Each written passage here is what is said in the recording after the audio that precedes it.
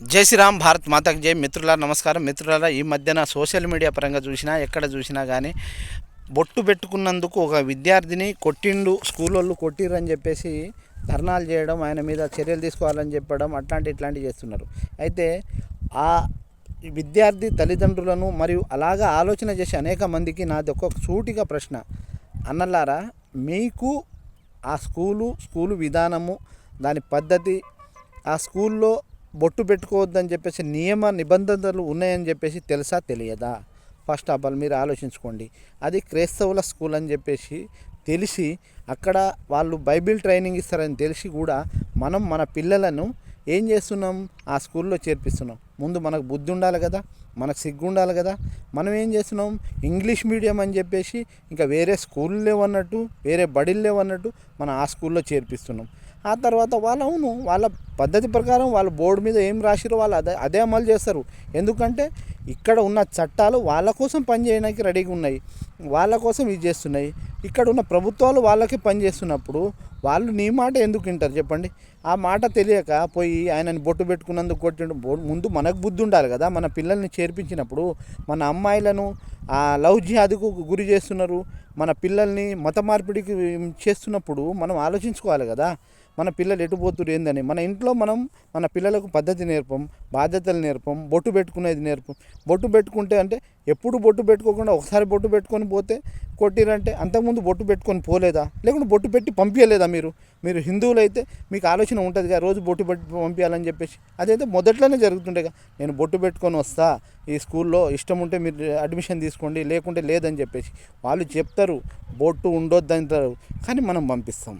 వాళ్ళు చెప్పినట్టు వింటాం, పంపిస్తాం. తర్వాత ఏమన్నా అంటే మాల వేసుకున్నందుకు కొట్టిరని చెప్పేసి అంటారు, బొట్టు పెట్టుకున్నందుకు కొట్టిరని చెప్పేసి అంటారు. ఈ విధంగా చెప్పడం వల్ల ఎవరికి నష్టం చెప్పండి? మన పిల్లలకు మన బాధ్యత ఉండాలి కదా. మనకు బుద్ధి లేకుండా, మనకు సిగ్గు లేకుండా, మన హిందూ ధర్మాన్ని మనం కాపాడుకోలే స్పృహ లేకుండా మనం బతికి వాళ్ళ మీద ఏడవడం ఏంది చెప్పండి? వాళ్ళ మీద ఏడుపెందుకు మనకు చెప్పండి? ఫస్ట్ మనకు ఉండాలి కదా మన ఆలోచనలు. వాళ్ళ పిల్లలకు ఎక్కడికైనా, ఏ క్రైస్తవుడైనా, ఏ ముస్లిమ్స్ అయినా మా పిల్లలకు టోపీ పెట్టుకోవద్దని చెప్పేసి ఎక్కడైనా చెప్పిరా? మా పిల్లలకు సిలువ వేసుకోవద్దని చెప్పేసి అన్నారని ఎక్కడైనా చెప్పిరా? లేదు. కానీ మనకే ఎందుకు వస్తుంది సమస్య? మనకు బుద్ధి లేక మనం ఏం చేస్తున్నాం? మన పిల్లలకు లౌకికవాదులుగా తయారు చేస్తున్నాం. కానీ వాళ్ళు ఏం చేస్తున్నారు? వాళ్ళ పిల్లలకు పద్ధతులు నేర్పిస్తున్నారు. ఫస్ట్ నుంచి వాళ్ళు చెప్తున్నారు మన విధానం ఇది కాదు. వాళ్ళు టోపీ పెట్టుకొని స్కూల్కి పోతారు, వాళ్ళకి అది ఆ హక్కులు ఉన్నాయి. వాళ్ళకు అన్ని విధాలుగా ఈ ప్రభుత్వాలు వాళ్ళకు అన్ని విధాలుగా చేసి పెట్టినాయి కాబట్టి. కానీ మనం ఏం చేస్తున్నాం?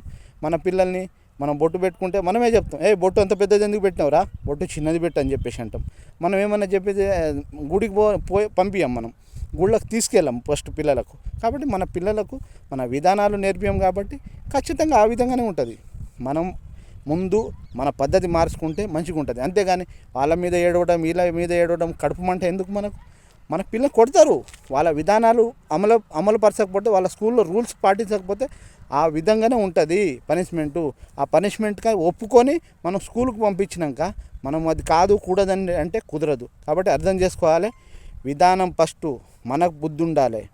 మన పిల్లలను మనం పంపిస్తున్నాం, ఏ స్కూల్కి పంపిస్తున్నామనే స్పృహ ఉండాలి. ఆ స్పృహతోని పనిచేస్తే బాగుంటుందని చెప్పేసి నేను వీడియో ముఖం కోరుతున్నా. మిత్రులారా, ఏదేమైనా మన దేశంలో వాళ్ళకున్నంత స్వేచ్ఛ, వాళ్ళకున్నంత వెసులుబాట్లు మనకు లేవు. ఎందుకంటే వాళ్ళకి చట్టాలు అలా ఉన్నాయి, వాళ్ళకు విధానాలు అలా ఉన్నాయి, వాళ్ళకు ప్రభుత్వాలు అలాంటి తాయిలాలు ఇది ప్రకటిస్తున్నాయి.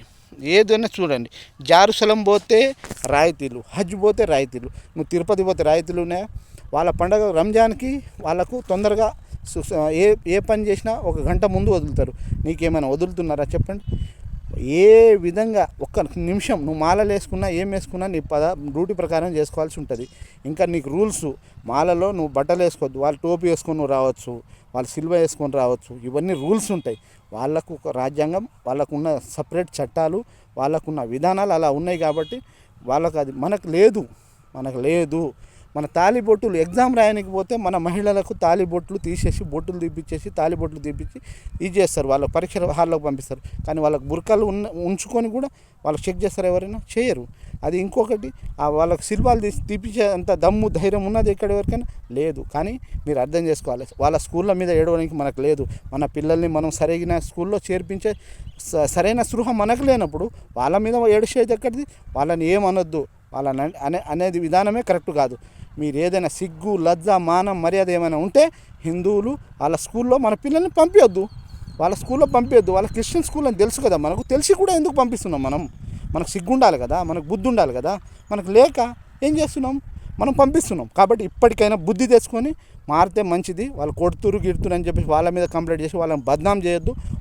వాళ్ళకు లౌకికవాదులుగా ఉండనియండి. వాళ్ళకు అనవసరంగా చెడగొట్టకండి. జై శ్రీరామ్, భారత్ మాతాకి జై.